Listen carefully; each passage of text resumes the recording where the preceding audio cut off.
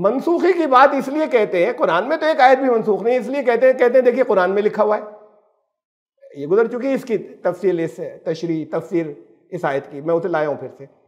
मा नंसख मिन आयतिन और उनसिया नाते भी खैर मिन्हा व मिसलिहा, जिस आयत को भी हम मनसूख करते हैं या बुला देते हैं तो उससे बेहतर लाते हैं या उसके मिसल कोई दूसरी लाते हैं उस जैसी। अलम तालम अल्लाह अला कुल्लि शैइन क़दीर, क्या तुम नहीं जानते कि अल्लाह हर बात पर कादिर है। ये कह रहे हैं कुरान खुद कह रहा है कि मनसूखी होती है, कुछ आयतें भुला दी जाती हैं और ऐसी भी होती हैं कि कुछ नहीं भूले लोग लेकिन मनसूख कर दी, कैंसिल कर दी, तो कुरान खुद कह रहा है। इससे पहले जो कलाम आए वो भी अल्लाह की आयतें थी नहीं थी, जो इंजील में आई, जो तौरेत में आई, जो अल्लाह ने कहा, कुरान ने कहा हमने नादिल फरमाया, अल्लाह ने फरमाया, तो वो अल्लाह की आयत थी ना। उसमें से बहुत सी चीजें लोग भूल गए,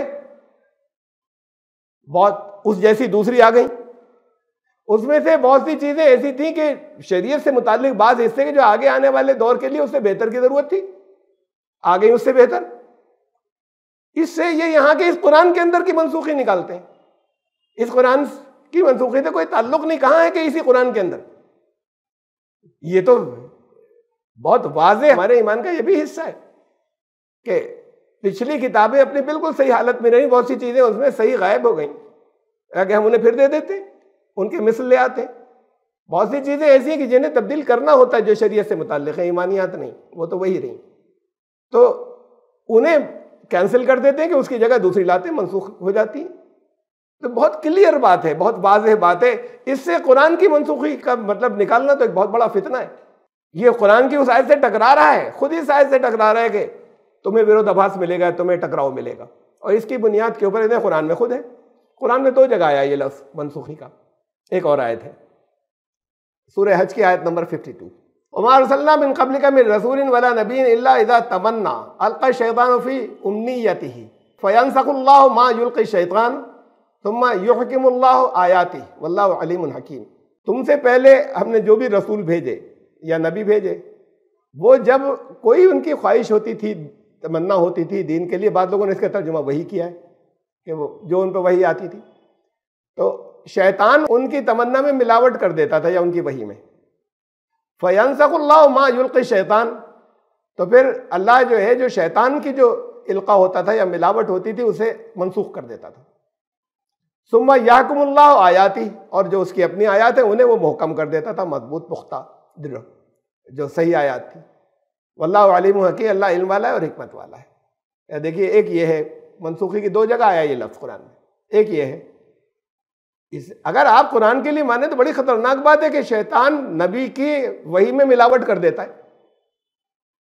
अरे पिछले नबी जो लेकर, जब भी रसूल और नबी कुछ लेकर आए तो उनके जाने के बाद शैतान मिलावट कर देता था उनमें, जो उनकी तमन्ना होती थी या उनकी आगे के लोग कैसे जिंदगी गुजारें, लोग ऐसे पर अमल करें उसमें, या उसे वही तर्जुमा अगर करें तो उनकी वही में शैतान मिलावट कर देता था उनके जाने के बाद।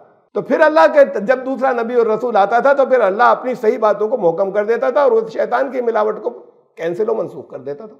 तो बहुत क्लियर बात है, बहुत बात है। अब इसको फिर इस कुरान के अंदर लाएं तो बहुत बड़ा फितना है ये। तो जानते हैं सलमान रुश्दी ने शैतानी आयत इसी थीम पर लिखी थी, इसलिए कि इसमें जो तफसीरें हैं हमारे पास जो तफसीरें हैं इसके अंदर, उसके अंदर अब देखिए ये बुखारी में एक हदीस है जो मैं बता रहा हूँ मफहूम इसका, इसकी वजाहत भी करती है, यानी खुद हदीस भी एक मौजूद है ऐसी कि जो इसे क्लियर करती है कि क्या मतलब था उस आयत का। तो यह है कि हज़रत इब्ने अब्बास ने ये जो फी उम्नियतिही, अपने उनके तमन्ना में मिलावट शैतान कर देता, उसके बारे में कहा कि जब कोई नबी कुछ कहते पिछले, तो शैतान उनकी बात में मिलावट कर देता था उनके जाने के बाद, फिर अल्लाह शैतान की मिलावट को मिटा देता है, अपनी आयत को पुख्ता कर देता है। इससे मफहूम समझ में आ जाना चाहिए उस आयत का, इसे जो ये जो वजाहत थी। लेकिन हुआ ये कि इसको कुरान के बारे में मान लिया गया कि रसूलुल्लाह सल्लल्लाहु अलैहि वसल्लम को तसल्ली दी जा रही है कि तुम परेशान मत हो, तुम्हारी चीजों में मिलावट हो जाती है।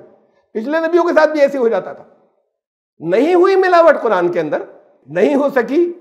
कुरान कह रहा है कि बहुत वाज़ेह तौर पर, आपका तो सबका ईमान है, लेकिन कुरान ने वाज़ेह तौर पर कहा कि इन्ना नहनु नज़्ज़लना ज़िक्रा व इन्ना लहू लहाफ़िज़ून, हम इसकी हिफाजत करेंगे, इसमें मिलावट नहीं हो सकेगी। कहा इसके अंदर बातिल ना चोर दरवाजे से आ सकता है, ना कहीं सामने से आ सकता है, कुरान ने कहा ये, तो इसमें नहीं हो सकेगी मिलावट। लेकिन हो जाती थी, फिर वो अल्लाह के पास से वही आके उसे फिर ठीक कर दिया जाता था। ये पिछले कलाम के बारे में था और उसको मान लिया गया यहाँ के लिए।